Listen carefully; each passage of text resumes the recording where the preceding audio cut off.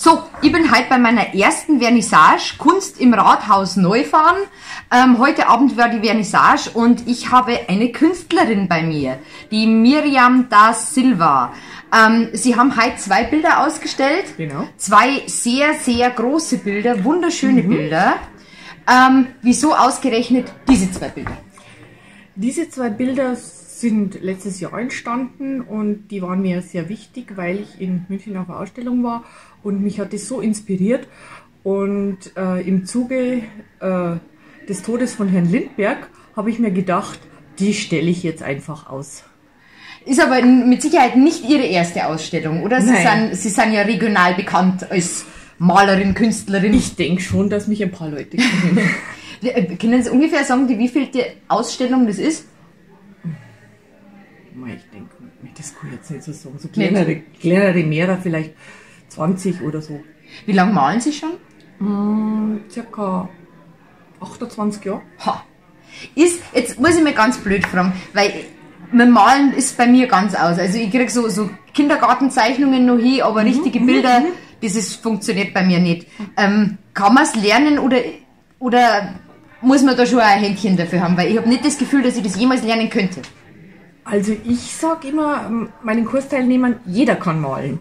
Und wenn man das toll erklärt kriegt, in einer gewissen Weise startet, mit jemand an der Hand, dem man auch fragen kann und der an die richtigen Vorgehensweisen zeigt und dann auch wieder eingreifen kann ein bisschen und an ein bisschen in die richtige Richtung schubst, dann gewinnt man eine Freude dran, das auszuprobieren. Und dann startet man mit einem leichten Motiv, das jeder kann, und dann will man das weiterentwickeln. Und das schafft jeder. Also bei meinen Maler, die bei mir im Kurs sind, die haben das noch alle geschafft und die sind auch alle geblieben. Ah, schön, schön. Was sind das für Malkurse? Ist das Aquarell? Es ist Bleistift? Nein, es ist rein Acrylkurs.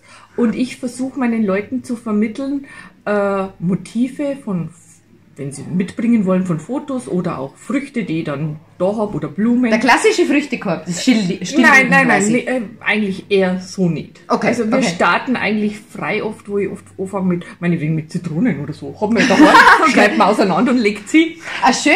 Ja, oder mein einfaches Motiv, finde ich, ist ein Herzen. Aber die Herzen holt ja jeder in der Schule. Ja, das stimmt. Und das ist sowas, eine Form, die jeder kennt.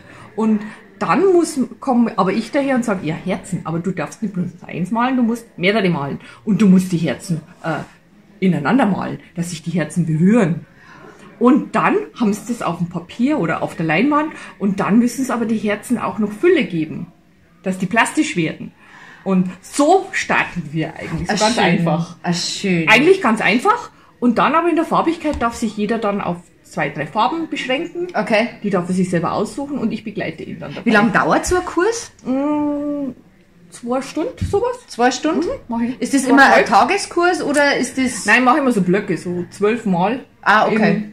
Wo findet der Kurs statt? Der findet bei mir im Atelier in Fürholzen statt. Ich habe ein eigenes Atelier. Sie sind aus Fürholzen? Ich bin aus Fürholzen. Ach, schön.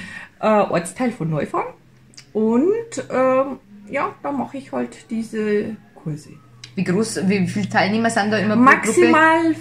5, 6. Ah, das ist aber praktisch. Ja, das ist eine ganz kleine, schnuckelige Gruppe. Ah, schön. Ah, das finde ich toll. Die Bilder kann man im Übrigen auch erwerben. Sie haben eine Website www.dasilva-miriam.de. Genau. Ist nur eine Ausstellung geplant, wo man sie demnächst sehen kann?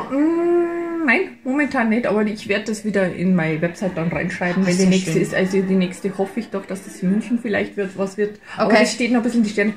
Stopp, ich habe schon eine Ausstellung noch geplant in Freising. In Freising? Ja. Wann?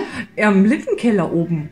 Oh, schön. Wann plus minus? Wann ich Zeit habe zum Aufhängen. Okay. Also ich hoffe, ich weiß es nicht, vielleicht mache ich es noch im Dezember, weil der Herr, ich weiß es nicht mehr, wer der heißt, der Besitzer, der das Lokal hat. Keine Ahnung. Der wollte, dass ich da ausstelle. Ja gut, dann die Kurse findet man auch auf der Website. Oder über was kann ich die Kurse buchen? Über meine Handynummer und die stehen auf der Internetseite. Internetseite. Über Kontakte. Gut. Kann man es finden. Genau. Dann schaut's vorbei. Wie gesagt, heutiges Interview mit der regionalen Künstlerin und Dankeschön.